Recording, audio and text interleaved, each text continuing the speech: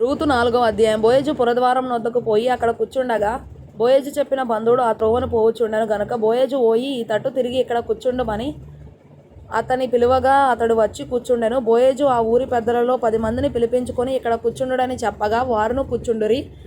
అతడు మోయాబు దేశం నుండి తిరిగి వచ్చిన నయోమి మన సహోదరుడైన ఎలీమెలకునకు కలిగిన భూభాగమును అమ్మివేయుచున్నది గనుక నీవు చెవులారా వినున్నట్లు నేను ఒక సంగతి తెలియజేయవలనని యున్నాను. ఈ పురనివాసుల ఎదుటను నా జనుల పెద్దల ఎదుటను ఆ భూమిని సంపాదించుకొనుము. ఏమనగా దాన్ని విడిపించుటకు నీవు ఒప్పుకొనిన ఎడల విడిపింపము, దాన్ని విడిపింపనొల్లని ఎడల అది స్పష్టముగా నాతో చెప్పుము. నీవు గాక దాన్ని విడిపింపవలసిన బంధువుడు ఎవడనూ లేడు, నీ తరువాతి వాడను నేనే అని బంధువునితో చెప్పాను. అందుకు అతడు నేను విడిపించేదనెను. బోయజు నీవు నయోమి చేతి నుండి ఆ పొలమును సంపాదించు దినమున చనిపోయిన వాని పేరట అతని స్వాస్థ్యమును స్థిరపరచునట్లు చనిపోయిన వాని భార్య అయిన రూతు అను మోయాబీయురాలి యొద్ద నుండి దాన్ని సంపాదింపవలనని చెప్పగా ఆ బంధువుడు నేను దాన్ని విడిపించుకొనలేను, నా స్వాస్థ్యమును పోగొట్టుకొందునేమో, నేను దాన్ని విడిపింపలేను గనుక నీవే నాకు ప్రతిగా బంధువుని ధర్మము జరిగించుమని చెప్పాను. ఇశ్రాయేలీలలో బంధు ధర్మమును గూర్చి గాని క్రయ విక్రయములను గూర్చి గాని ఈ ప్రతి సంగతిని స్థిరపరచుటకు పూర్వమున జరిగిన మర్యాద ఏదనగా ఒకడు తన చెప్పు తీసి తన పొరుగువానికి ఇచ్చుటయ్యే. ఈ పని ఇశ్రాయేలీలలో ప్రమాణముగా ఎంచబడెను. ఆ బంధువుడు నీవు దానిని సంపాదించుకొనుమని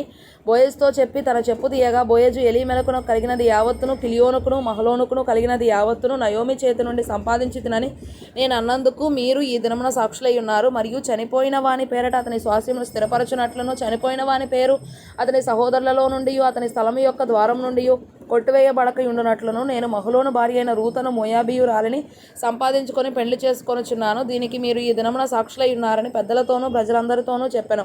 అందుకు పురద్వారమున నుండిన పెద్దలను మేము సాక్షులము. యెహోవా నీ ఇంటికి వచ్చిన ఆ స్త్రీని ఇశ్రాయేలీల వంశమును వర్ధిల్ల చేసిన రాహేలును పోలిన దానిగాను లేయాను పోలిన దానిగాను చేయును గాక. ఎఫ్రాతాలో నీవు క్షేమాభివృద్ధి కలిగిన వాడవై బెత్లెహేములో నీవు ఖ్యాతి నొందుదువు గాక. యెహోవా ఈ యవనురాలి వలన నీకు దయచేయు సంతానమును నీ కుటుంబమును తామారు యూదాకు కనిన పెరెసు కుటుంబము వలె నుండును గాక అనిరి. కాబట్టి బోయజు రూతును పెళ్లి చేసుకొని ఆమె యొద్దకు పోయినప్పుడు యెహోవా ఆమె గర్భవతి అగునట్లు అనుగ్రహించెను గనుక ఆమె కుమారుని కనెను. అప్పుడు స్త్రీలు ఈ దినమున నీకు బంధువుడు లేకుండా చేయని యెహోవా స్తుతినొందువు గాక, ఆయన నామము ఇశ్రాయేలీలలో ప్రకటింపబడును గాక. నిన్ను ప్రేమించి 7 కుమారుల కంటే నీకు ఎక్కువగానున్న నీ కోడలు ఇతని కనెను. ఇతడు నీ ప్రాణమును ఓదార్చి ముసలితనమున నీకు పోషకుడగునని నయోమితో చెప్పిరి. అప్పుడు నయోమి ఆ బిడ్డను తీసుకొని కౌగిట నుంచుకొని వానికి దాదిగా నుండెను.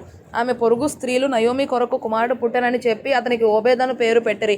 అతడు దావీదునకు తండ్రి అయిన యెషై యొక్క తండ్రి. పెరెసు వంశావళి ఏదనగా పెరెసు హెస్రోనును కనెను, హెస్రోను రామును కనెను, రాము అమ్మినాదాబును కనెను, అమ్మినాదాబు నయస్సోనును కనెను, నయస్సోను సల్మానును కనెను, సల్మాను బోయజును కనెను, బోయజు ఓబేదును కనెను, ఓబేదు యెషైని కనెను, యెషై దావీదును కనెను.